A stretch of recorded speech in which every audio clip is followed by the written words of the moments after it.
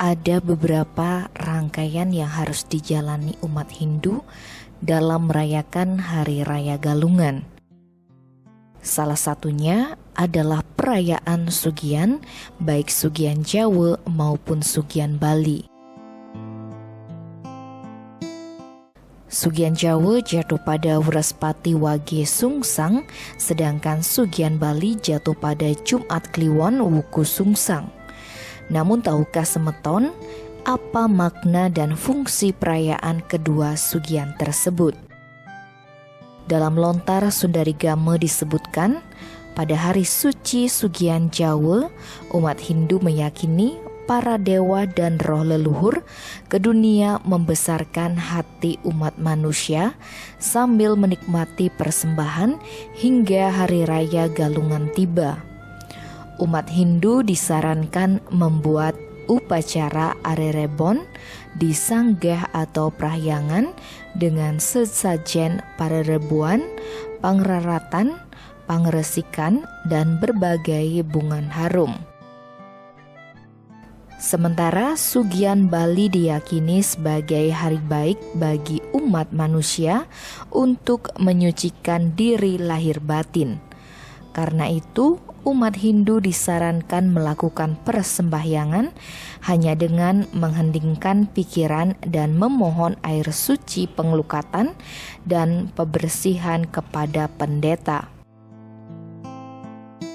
Mitos yang berkembang di masyarakat bahwa umat yang merayakan Sugian Jawa adalah keturunan Jawa atau Majapahit, sedangkan umat yang merayakan Sugian Bali adalah keturunan Bali asli.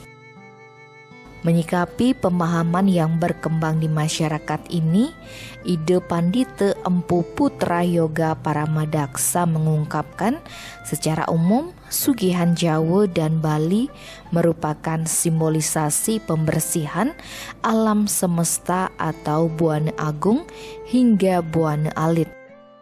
Sehingga pelaksanaan galungan berjalan sesuai harapan terwujudnya harmonisasi alam semesta beserta isinya.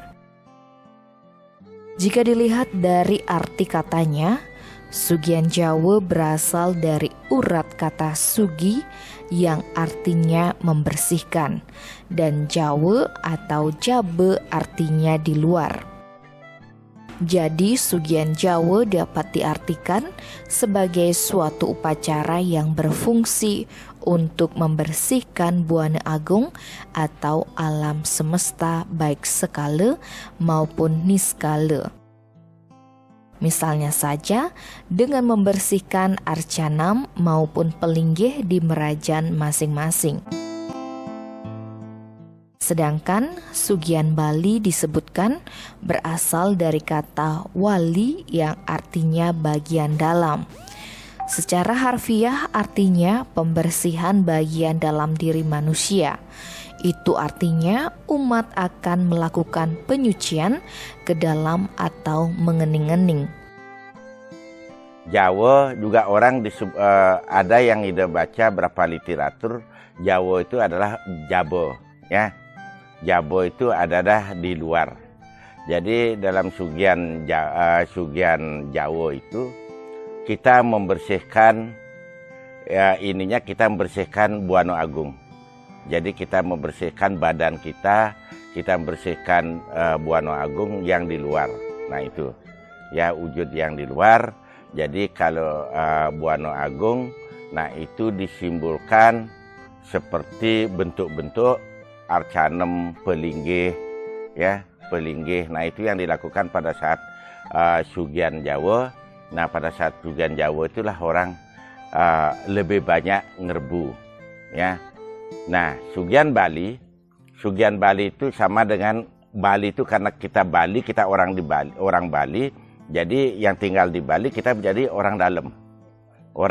Nah besoknya kita melakukan kegiatan yang disebut dengan penyucian ke dalam. Kalau Sugian Jawanya penyucian di luar yang disebut dengan Buana Agung. Nah pada Sugian Bali ini kita menyucikan ke dalam, ya. Jadi istilahnya kita mengening-ening. Akan tetapi realita yang terjadi di lapangan, banyak umat Hindu yang hanya nuduk Sugian Jawa maupun hanya nuduk Sugian Bali. Fenomena ini menurut ide Pandita Empu Putra Yoga Paramadaksa tidak menjadi permasalahan karena menjadi patra di masing-masing wilayah.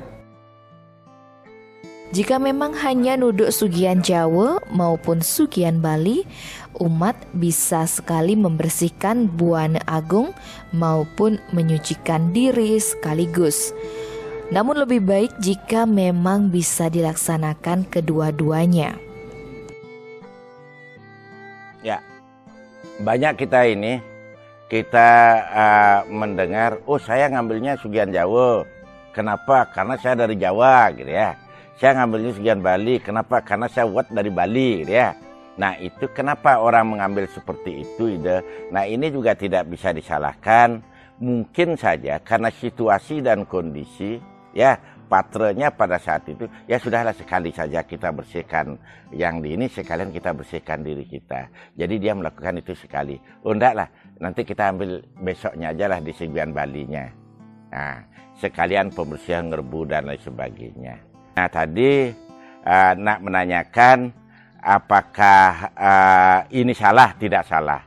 Ada yang mesti dan ada yang terjadi. Yang mestinya ini idealnya seharusnya karena dia memiliki akar, memiliki sastra seperti itu ya.